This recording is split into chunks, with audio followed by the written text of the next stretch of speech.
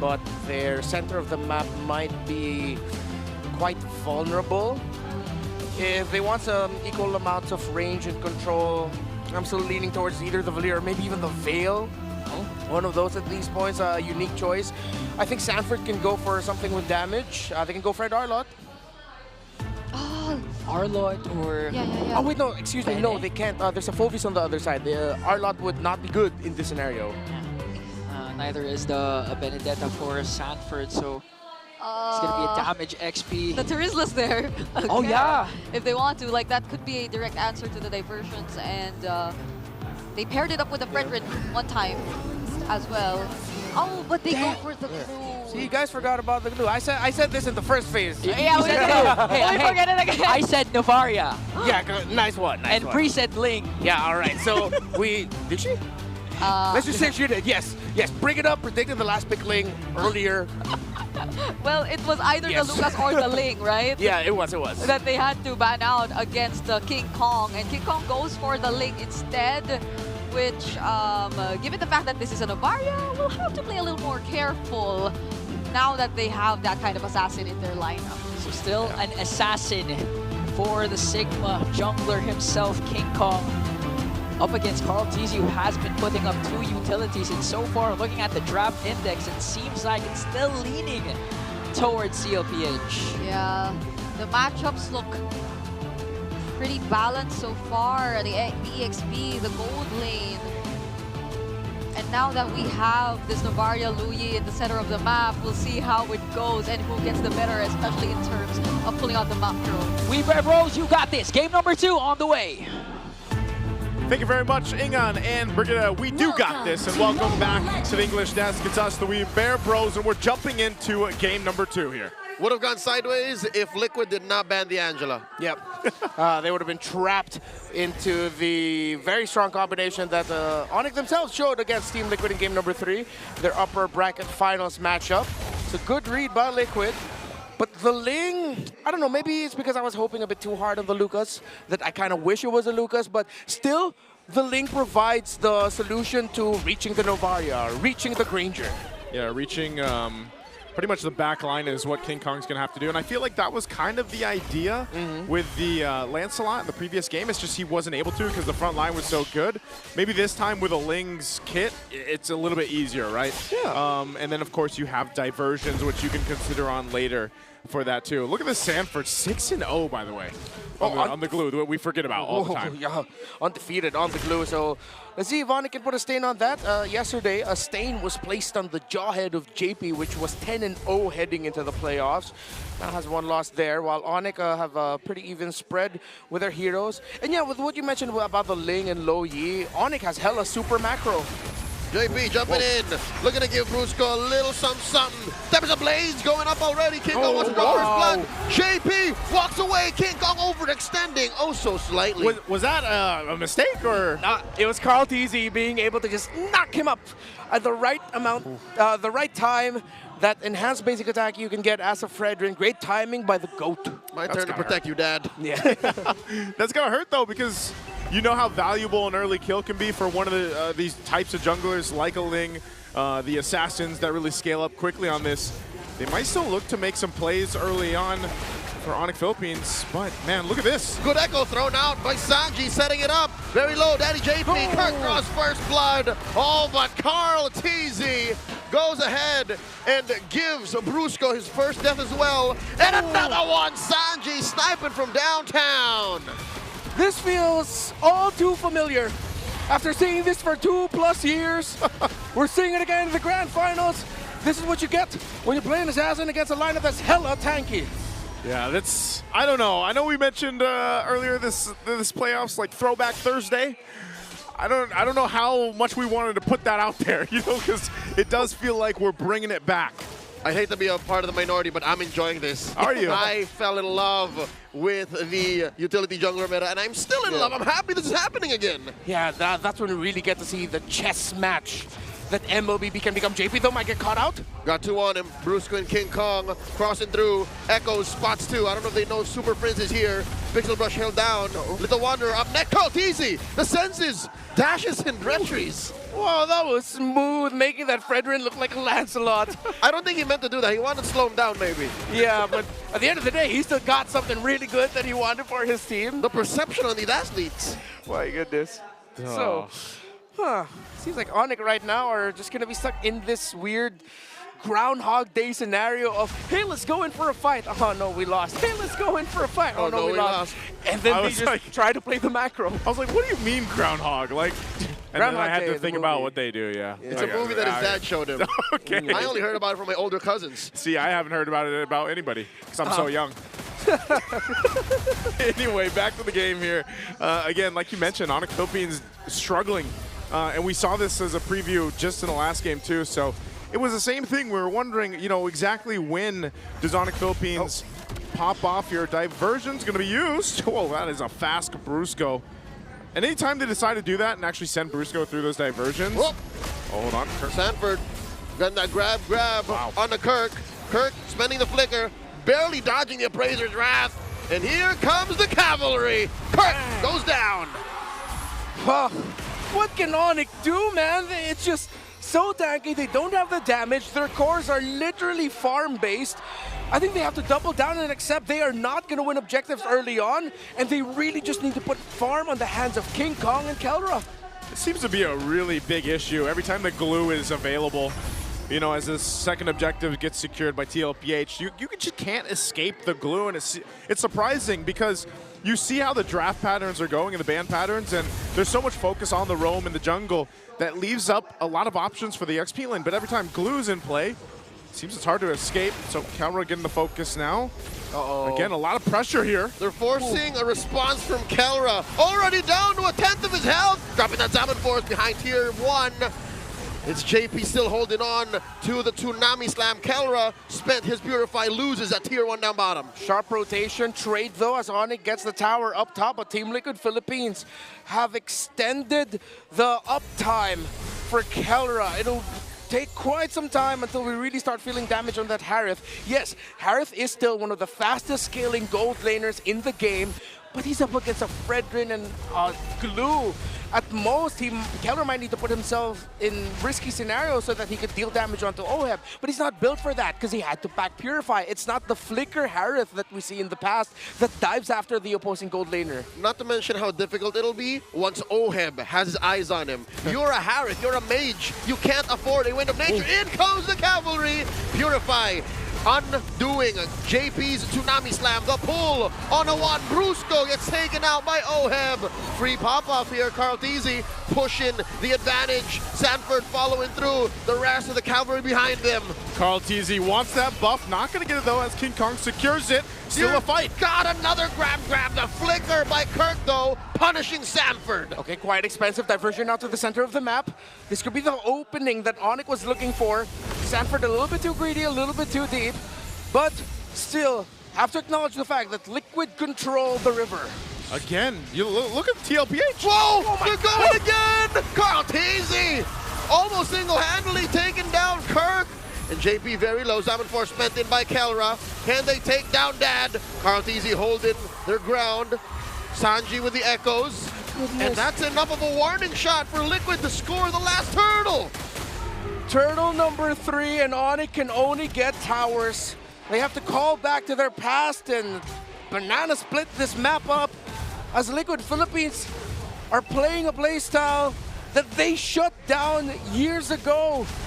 They're just all clumped up together, and it's working out so well for them because it's a deadlier version of the ultimate bonding experience. Essentially, it's that, and you're seeing it happen. Even when down a member, they're still able to confidently take these fights because of just how much pure crowd control they have and the tankiness that comes with this lineup, with the Fredrin, with the glue, and even for JP. The way that they're able to support JP in that too just showcases how good TLPH has been throughout the playoffs even and the regular season.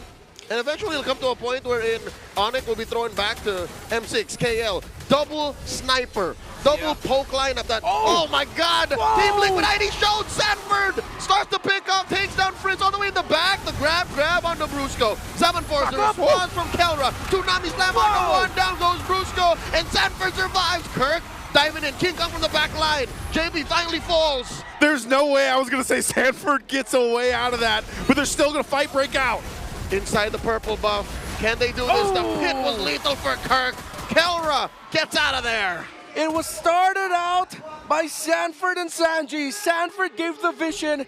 Sanji landed the stars. And the duo that took over the world as kids are now staring down the gods as men. The Glue and the Novaria together have been sublime in this game number 2. And that's the thing, man. Again, OHEB has so much space, just like he did in game 1 to work with. Half the time, Sanford's bringing the targets to OHEB to capitalize the kills. Again, regular season MVP OHEB here looking to have a similar game from game 1, if not a better one. ONIC Philippines has to go ahead and some way, somehow, find an adjustment to these team fights breaking out. Oh my God, 2,000 between OHEB and Kelra. OHEB early on in the season shouting, I have no money. Look at this. How many times has he scored PPI rich guy all season long? The storyline of the season. OHEB crying out, I got no money, it's fake news. You can ask my mom, my coach. We call Cap OHEB. He's loaded in game right now, and this is the Lord for the taking here. Very fast. Liquid is blitzing it. Kirk and Brusco knows they can't afford to do this. They collapse on the 2. Echo thrown out. Kelra gets it. Oh, slicing through that lineup of TLPH. Go! Oh, Salmon Force, look at that back line. Tempest ablaze on the OHEB. King Kong shutting him down. Still no kills for Bang! Liquid. Down goes 4. The Super Fab dismantled the cavalry. What just happened? In a matter of a second, ONIC Philippines comes back and wins and turns things around in this game. They finally hit their power spike. Team Liquid clumped up together. King Kong, perfect entry. Kelra with the damage. ONIC are online and Liquid are worried. Kelra dropping that Salmon Force underneath tier 3 up top. Penetrated the base of TLPH. Echoes thrown out just to make sure that ONIC are truly retreating. But the gold lead swings. Suddenly, it's now ONIC up by 500. And I don't know if that was just the matter of they got outmaneuvered when ONIC Philippines came in and King Kong saw blood and he was able to go for it on the right targets. That was a massive just kind of mistake on positioning for TLPH. Yeah, exactly. We got to see there one of the biggest problems of a lineup that wants to stick together going up against a Loyi that we pointed out in the draft. The duality procs, those little pullbacks that you can dish out along with a great amount of damage paired up with the Salmon Force of the Harith means that Team Liquid Philippines are just receiving lots of magic damage. Yes, they have Athena shields and Radiant armors, but then at this point, the magic damage burst of the 2 heroes combined is just overwhelming. For a huge part, I think it was just Liquid, eyes on the Lord. Yeah. And they didn't keep tabs on Kelra. They keep tabs on King Kong. Brusco here, put down to 1/10 of his health. Echo's thrown out. OHEB gets a kill. Now Super Prince calling it quits. Diversion out. Defensive diversion on out, but man, look at the range that TLPH has. That seems to be a big problem when either you're getting shot from a distance from Sanji or OHEB. And now they're on the defense here for the base. The shield's gonna pop in the mid, but Lord was handled. So ultimately, ONIC Philippines, they found themselves more time, but they have to keep King Kong pushing across the map as well. It's crazy how disgusting Sanji's damage is, because for majority of this game, he's mostly just had the glowing wand and the blood wings. He just built up the lightning truncheon. The fact that he went for the magic penetration boots and he did pair up with Rupture as well, maybe that's where that damage is coming from. But then at the same time, he has so much forward vision that he can maximize the damage right at the end of the animation of the Astral Echo. This is what you guys are Star talking about. Shatter. Yeah, the Shatter is it's tough to deal with, but look at the gap is still there. You guys pointed this out earlier on. Kelra's still, what, 2,000 gold behind for OHEB, but at some point, this Harith will come online, and I still think a part of the game plan for ONIC to turn this game around into a win has to be utilizing Super Prince here. The diversions are going to be key. Yeah, that's the scary part here, Joseph. The fact that Kelra will still go online, I'd argue he is online. I'd argue those 3 items right now are enough to punish Sanji and OHEB. Diversion play, back into the purple buff pit. ONIC, I think they're positioning. They want to contest. Yeah, this is good for them. Once they get the vision that Glue is actually up top, they might go for... Oh, no, they can't. King Kong needs to get his orange buff first. Oh, and TLPH knows this. Carl TZ will bring this out, but I'm not sure if they commit to it just yet. They'll hold it for now. It's going to go and reset on the Lord. So they got the information. King Kong didn't even get his orange. He's just waiting. He knows, possibly knows the purple buff too for TLPH is up. So maybe they make a play. Maybe they just want to go for this tier 1 turret to open up some of the map. But again, TLPH is playing good defense on controlling things to have it in their favor. Now the big thing once again is Super Prince's diversion is up. They can go ahead and get into a better position. We'll see how TLPH plays against this. Now it's ONIC Philippines starting up this Lord here, holding it about half health. There they go, Brusco. The Super Fam dogpiling on his major objective. Lord at about a 1/5 of its health. Finally collapses on Carl TZ. King Kong secures the diversion set up. Brusco gets popped by Oheb. And they're not done. Liquid once more, but ONIC says we're out of here. Great move by ONIC to run right away. They even committed the diversion to make sure Kirk and Super Prince would be able to run. You saw Carl trying to chase after Kelra, but just did not have enough speed to catch up to him. And of course, King Kong on the lane just flying away. Fantastic call by ONIC. They pushed back Carl. They broke the formation of Liquid so easily. And even though a massive Astral Echo by Sanji meant ONIC were vulnerable, they held on, they stood strong, and now they can break base turrets. That was masterful. I think one of the best Lord heists I've seen all playoffs long. Yeah, and that's what I was saying, man. Diversion doesn't mean necessarily aggressively, even on the defense, like just to get out of there and throw Brusco, the bruiser, into the fire is going to be fine. You know, if that's the game plan to get you the objective, it buys you more time. You now get a couple extra turrets down too. And it gets to a point where ONIC Philippines should be in fighting position, but you're seeing a preview of TLPH's defense that they can actually still pull off with this lineup. So it might be a couple more minutes before ONIC Philippines can actually get into the base to end it here. Yeah, ONIC needs to keep this formation tight. Just send King Kong to the far lanes just to manage waves. You don't necessarily need to send him to break towers. Just pull 1 or 2 members of Team Liquid Philippines to clear minion waves, and then that's your advantage already made for the major objective fights. As is, there's a natural advantage for ONIC given that Lord is spawning away from long lane, and long lane is penetrated. Yeah. So ONIC has to double down on that fact and say, hey, Liquid, if you don't watch that lane, we can go for a split. I think that's what was so important earlier on when they got that turret down, when it was TLPH that got the Lord, right? That moment earlier on in the game could end up being one of those decisions where it ends up being a victory, because we already know what's going to happen. King Kong is going to be planted over there, right? And putting pressure on that side, that weak lane right now for TLPH. So a big part of it is how do they defend against that? Here's what's scary, Joseph. It doesn't have to be King Kong. It doesn't have to be. Sanji knows Super Prince can do just the same. That's true. He tried to do that the other night. Have to watch out for the Lo Yi. Maybe that's something the Team Liquid Philippines might overthink in some scenarios too, right? It's like, hey guys, we have to be careful. Some of us have to stay back, you know, and then that even gives ONIC more space. So let's see how Team Liquid Philippines will decide to play this. They're gonna have to accept one gambit at some point. That you can't win everything in this scenario. You're gonna have to make a play. But their play right now is just pure defense. Lord's gonna be up in 10 though. That minion wave up top is the biggest eyesore for Liquid right now. You can see the positioning too ONIC Philippines is going to do. This is playing around. Whoa, here it is. They find 40. 40 flickers out. Gets that spread, and he's holding his ground here. He's committing to defending this long lane. They get a flicker out, so that's at least something. For now, though, the Lord's going to be started up by TLPH. Oh, Lord approaching half health. Wow. The rest of ONIC coming through. Brusco first to the pit. Oh, they spaced out. Cole commits to it, taking down the Lord, but he gets popped by Carl TZ, by Kelra, and that's it. A body for a Lord. That's a good deal. What do they do from here, though? Do they just push it in? I know they got the Lord. TLPH, are they going to be fine here? Yeah, it's going to be tough. They're going to be down 1 man. ONIC Philippines can play this aggressive, try to play for the turrets.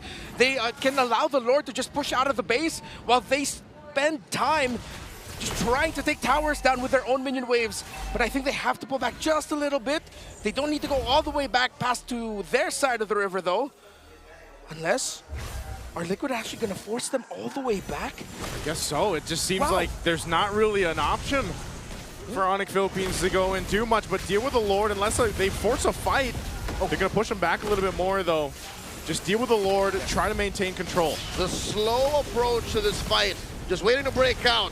Sanford finds Kirk, gets that grab on him, disengages. Here comes Carlteasy, coming in from the flank.